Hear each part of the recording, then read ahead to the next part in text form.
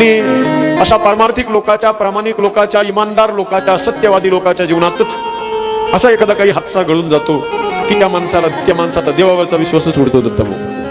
ते म्हणतात, अरे परमार्थ करून, आळंदी पंढरीची वारी करून, व्रत वैकल्य करून, जर भजन करून, कीर्तन करून जर जीवनामध्ये दुःखच येणार असेल, पुण्य कर्म करून जर जीवनात दुःखच येणार असेल, तर परमार्थ करायचाच कशासाठी? माणसाने भगवान परमात्म्याला कधी विसरू नये. कशी बी परिस्थिती असू द्या, चांगली वाईट दिवस कायमस्वरूपी राहत नसतात. आज श्रीमंती आली म्हणून टाचावर करून चालण्यात काही अर्थ नाही. अरे श्रीमंती, संपत्ती म्हणजे ढगाच्या सावलीसारखी आहे, कधी निघून जाईल सांगता येत नाही. उन्मत्त होऊन विनाकारण गोरगरिबांना दुखवण्यात काही मजा नाही सज्जनो. ती लक्ष्मी चंचल आहे, आज तुमच्याकडे, उद्या आणखी दुसऱ्याकडे असेल. तिची कधी माणसाला गुरमी चढू नये, अहंकार येऊ नये संपत्तीचा. परिस्थिती बदलत राहत असते, कधी सुख आहे जीवनामध्ये, कधी दुःख आहे. जेव्हापासून ही दुनिया बनलेली तेव्हापासून बदल अनिवार्य आहे. म्हणून कायमस्वरूपी जीवनात सुख बी नसते, कायमस्वरूपी दुःख बी नसते.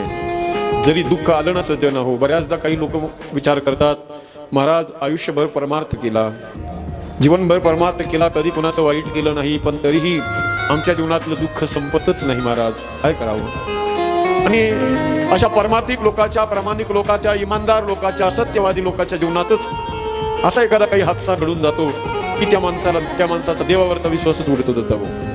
ते म्हणतात, अरे परमार्थ करून, आळंदी पंढरीची वारी करून, व्रत वैकल्य करून, जर भजन करून, कीर्तन करून जर जीवनामध्ये दुःखच येणार असेल, पुण्य कर्म करून जर जीवनात दुःखच येणार असेल, तर परमार्थ करायचंच कशासाठी? कित्येक वेळा लोक आपल्या गळ्यातल्या माळी तोडून टाकतात. पण एक लक्षात घ्या सज्जनो, जीवनामध्ये जे दुःख येतंय ना, तुम्ही आता चांगलं काम करतात म्हणून तुमच्या जीवनात दुःख आलंय असं नाही. हे दुःख तुमच्या पूर्वजन्मीचं असू शकतं. तुमचं नसलं तर तुमच्या वाडवडिलांचं असेल, त्यांचं ते अर्धवट भोगायचं राहिलं होतं म्हणून तुम्हाला आलंय. आज तुम्ही पुण्यकर्म करायलात ना, तुमचं पहिलं दुःख जर तुम्ही भोगून झालं की तुमच्या चालू असलेल्या पुण्यकर्माचं फळ सुद्धा तुम्हाला या जन्मात भोगायला मिळणार. कित्येक लोक असे आपण आपल्या डोळ्यानं पाहतो सध्या हो. लोक म्हणतात, महाराज हातावर पोट होतं, मजुरी केल्याशिवाय पोट भरत नव्हतं, अशी अवस्था होती. परंतु आज जर बघितलं तर तालुक्यात कुणी हात धरत नाही. का? प्रामाणिकपणा जीवनात सोडला नाही, आयुष्यात सत्यवादीपणा कधी सोडला नाही, डगमगून जायचं नाही माय बाप. थोडीशी परिस्थिती आपल्या मनाच्या विरुद्ध गेली तर घाबरायचं नाही. परमात्म्याचं सानिध्य अखंड हृदयामध्ये ठेवायचं आणि मनात विचार करायचा, हेही दिवस जातील, हे भी दिन जाएंगे. कायमस्वरूपी सारखी परिस्थिती नाही राहत. कित्येक वेळेला कधी कधी असं बी बघायला मिळतं, फार मोठा श्रीमंत माणूस, 5-50 नोकर चाकर हाताखाली कामाला, 200-250 एकर जमिनीचा मालक, 5-25 वाहनं दारात उभे, 10-20 बैलाच्या जोड्या दारात आहेत. 10-20 वर्षाचा काळ निघून जातो, 5-25 वर्षाचा काळ, आणि त्या 25 वर्षामध्ये होत्याचं नव्हतं होऊन जातं. परत जर विचारलं गावातल्या माणसाला, का हो अमके गावातले ते फार मोठे पाटील होते, ते कुठं गेले, आता काय करतात ते पाटील? गावातले लोक हसून सांगतात, ते लोकांच्या जनावराकडे जातात, दुसऱ्याचे ढोरे सांभाळतात. एक काळ सज्जन हो असा होता, असा येतो आपल्या जीवनामध्ये. त्या जरी केवढी बी परिस्थिती आली, कितीही यायला लागलं, परमात्मा सगळं देऊन बघतोय सज्जन हो. पण आपण आपली नियत कधी सोडायची नाही. चांगली परिस्थिती असो अथवा वाईट परिस्थिती असू द्या, गंभीरतेने चाललं पाहिजे माणसाने जीवनामध्ये. सज्जन हो, त्याचं जसं कर्म असेल तसं त्याला फळ मिळते पहा. म्हणून शुकदेव भगवान म्हणतात, राजन परिस्थिती कशी बी येऊ द्या, परमात्म्याची कास सोडायची नाही. मनासारखी गोष्ट झाली तर समजायचं देवाची कृपा झाली, आणि मनाच्या विरुद्ध जर घटना घडली तर समजायचं भगवंताची इच्छा आहे. ईश्वराची इच्छा समजून त्याचा स्वीकार केला पाहिजे. दुःख सुद्धा सज्जन हो परमात्मा बुजदिल माणसाला देत नाही. जो मजबूत माणूस आहे ना, त्यालाच देव दुःख देतो. एक आव्हान परमात्म्याने आपल्या समोर उभं केलंय असं समजून जीवनात आलेलं दुःख, आपण त्या दुःखाचा सामना समर्थपणे सामना केला पाहिजे सज्जन. कमी दुःख होतं का पांडवांच्या जीवनामध्ये? परंतु त्यांनी कधी त्या दुःखाला दुःख समजलंच नाही. का नाही समजलं? त्या दुःखाची जाणीव पण त्यांना कधी झाली नाही. जंगलात राहिले सज्जन हो, पण तरी त्या दुःखाची त्यांना जाणीव झाली नाही, राहिली नाही. त्याचं कारण अखंड परमात्मा त्यांच्या सोबत आहे. शरीराने जरी बी नसला तर मनाने का होईना परमात्मा अखंड सोबतच आहे.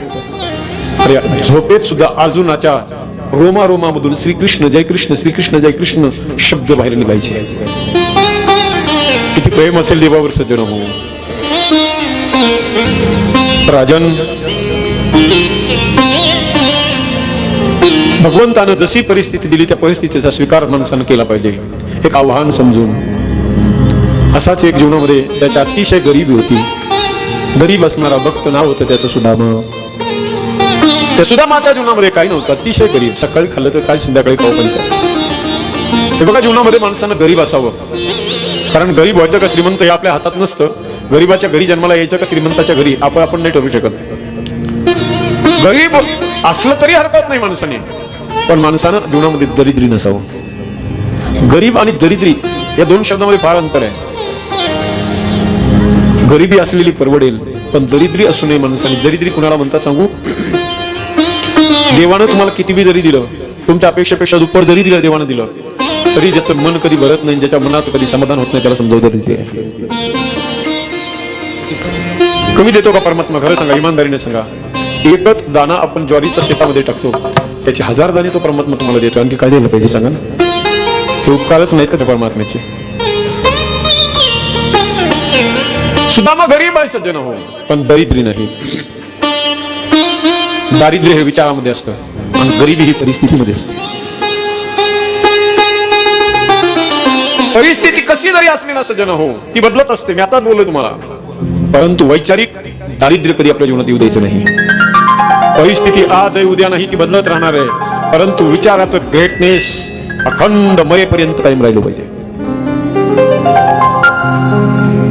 विचार दारिद्र्य कधी येऊ द्यायचं नाही सज्जन हो, कशी परिस्थिती असू द्या. बऱ्याच वेळेला माणसं परिस्थितीनुसार आपले विचार बदलताना दिसतात. परिस्थिती कशी बी असू द्या, विचार बदलायचे नाही. सुद्धा